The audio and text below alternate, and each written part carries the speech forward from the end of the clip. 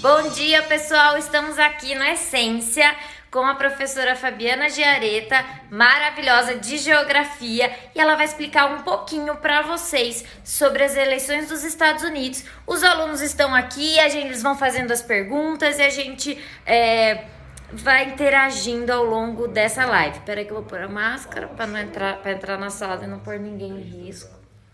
Olha que Oi? Nariz coberto, gente. Então vamos lá. Com relação à China, já destaco, né, questões que a gente comentou nas aulas passadas, né, o fato de que o Trump está subindo o tom com relação aí à China. Então, a gente tem, né, um não apoio a essa tentativa de reeleição do Trump, né, por conta do tipo de política unilateralista, antiglobalização que ele adota. Reino Unido conta aí, né, com o apoio dos Estados Unidos, inclusive eu destaco para vocês aí, né, a participação, né, a influência que os Estados Unidos teve no processo do Brexit, que a gente estava comentando também, né, em contraposição à União Europeia, né, então a União Europeia não, é claro, né, que não emite um pronunciado aí, né, um pronunciamento mais incisivo, né, com relação à reeleição do Trump, mas o que a gente observa é um certo afastamento, né, da União Europeia com relação ao Trump. Do ponto de vista da questão ambiental, eu destaco para vocês as consequências de uma possível reeleição do Trump, né? Gente, então... pegou, hein? Deixa eu voltar aqui para mim. Pessoal, ó, a Fabi vai falar uma coisa importante agora, a parte de questão ambiental e, Fabi, a gente poderia conversar também um pouquinho sobre posicionamento do nosso governo em relação em quem vai ganhar. Boa. Trump, Biden, como que as coisas serão se Biden ganhar? Porque a gente sabe que Trump tem esse favoritismo no coração de Bolsonaro, né? Que coisa, né? Então a gente poderia conversar sobre isso. Vamos lá, Fabi? Sim. Então bora, pra gente comentar então da questão climática, eu destaco para vocês o fato, né, de que os Estados Unidos no final do ano passado emitiu, né, um pronunciamento na ONU, né, um comunicado afirmando que estava se retirando do Acordo de Paris. O Acordo de Paris é o tratado que substitui o protocolo de Kyoto para redução de emissão de gases de efeito estufa. Então, já foi quase que uma promessa de campanha do Trump, né? O Acordo de Paris entrou em vigor no começo desse ano e no finalzinho do ano passado, o Trump então afirmou que ia se retirar do acordo. Então, pensem, né? O peso que o país que historicamente emite a maior quantidade de poluição, né? No agregado histórico, os Estados Unidos é o país mais poluidor. E o fato de a maior economia do mundo se recusar a cumprir um acordo para redução, né, de emissão de gases de efeito estufa. Então, o Trump é assumidamente um negacionista do aquecimento global de origem antrópica, né? Então, eu considero assim, né, que como uma provável consequência a gente vai ter, né, esse não avanço das questões ambientais, né? Esse não avanço de uma possível discussão, né? De aquecimento global, de emissão de gases de efeito estufa. Isso, sem dúvida, seria um ponto negativo. Não que o Biden também tenha mostrado políticas muito incisivas, né? Com relação a uma possível retomada do Acordo de Paris. Mas eu vejo o Trump tomando essas medidas um pouco... que no contexto global, né, como principal figura representativa aí, né, do capitalismo globalizado, acaba tomando medidas que são prejudiciais para a questão ambiental como um todo, né.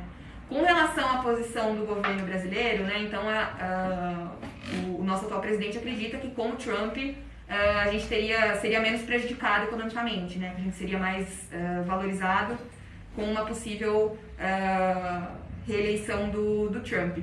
Eu não sei até que ponto isso é válido, né? Na verdade, o Trump, a gente se mostra muito mais, né, com uma relação quase que de subserviência. Exatamente. Do que como uma amizade, né? Que a gente não vê o Trump assim tão animado com né? Exatamente. Bolsonaro, né? Tá super feliz, mas o Trump só tá ali, na verdade, né? Exatamente. Então, é difícil a gente pensar, né, em consequências imediatas aqui no Brasil de uma possível reeleição do Trump, porque na verdade o que a gente observa é que a gente teve pouco avanço, né, com relação às relações diplomáticas entre os Estados Unidos e o Brasil já dentro do governo Trump, né? Então a gente pensar mais 4 anos para isso, eu não sei até que ponto para o Brasil essa reeleição seria vantajosa, né? Uhum. Mas, sem dúvida, né, a questão ambiental me deixa um pouco preocupada, essa possível reeleição, né? Atualmente, contrariando as pesquisas, né, que indicavam uma folga aí bem tranquila, né, pro Biden. Inclusive, as pesquisas na semana passada estavam dessa forma, né? 51 pro Biden, 43 pro Trump.